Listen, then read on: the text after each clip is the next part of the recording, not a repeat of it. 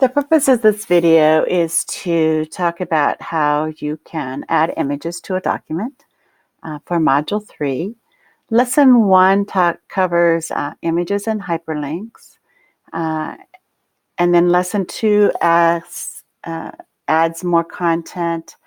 You explore the drawing tool, and then Lesson 3 talks about table of contents and page numbering. So you're not going to start a new document for each lesson. You're going to build content on this document. So I named it Module 3, Lessons 1 through 3, because everything's going to be in this one document. When you submit the link to Canvas, you're going to submit the shareable link, so make sure that's turned on, and make sure it says Can Edit. For grading purposes, if I don't have the edit feature right, I won't be able to grade your lesson completely. You copy that link and submit that link to Canvas. So again, you will submit the same link to Canvas for all lessons, all 3 lessons in Module 3. So once that's done, then let's begin. So pick a topic that will be helpful to you in your classroom. I'm just going to pick a random topic. I might do some project about Nevada. So if I'm doing a collaborative activity, I would share this document and ask students to, find information about Nevada that we're going to put together in our final report. So I'm just going to do some, the first part of this is going to be images. Then I'll create a video on creating hyperlinks and using the drawing feature and table of contents. So let's get started. So you're instructed to put a title on your page. So do that. And then I'm just going to insert an image. So maybe I'm going to just find a picture of Nevada that I want to include. So I'm going to go Insert Image. Search the web.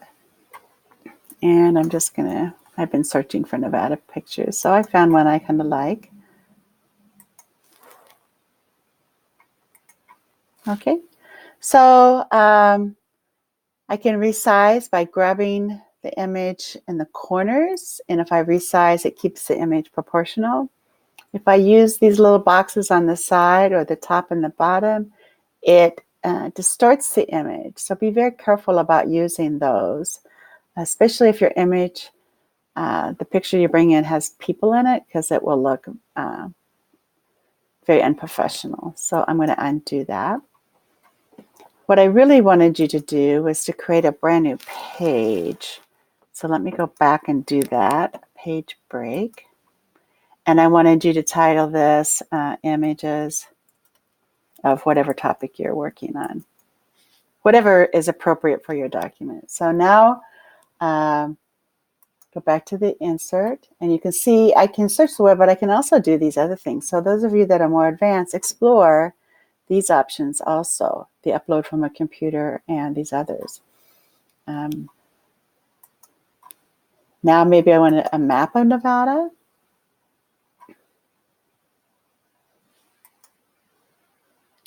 Again, if I was working collaboratively.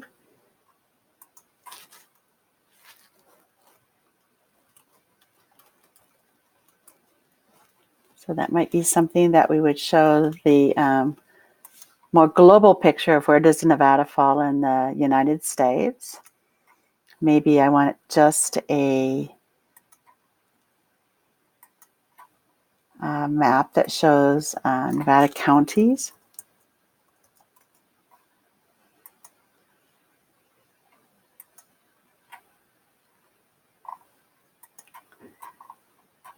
Now that went on its own page, which is fine if that's okay. If you resize it, it might fit on the same page. It doesn't really matter how many pages you have, they're the same or not.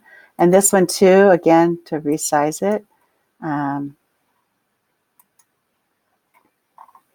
And again, I would add text in between here. So if I want that text to be on the same page as the image, if I try and add text up here, it doesn't really let me, which I don't like about Google. But if I want to do that, I can just do wrap text. And what it does, it allows me to move this around and gives me the ability to type in text above it. Okay. Now to demonstrate the wrap feature even more, let me just find some text about Nevada. I'm just going to copy here, just copy and paste. Sorry, you would never do this with your students, but just so you can see how text wrapping also works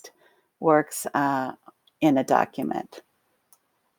Okay, and these margins here will affect how much white space is in between the text and the actual image.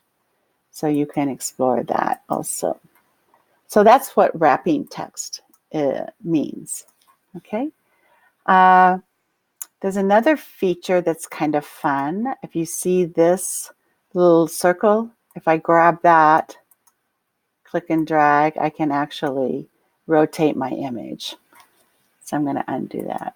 So anyway, that's adding images.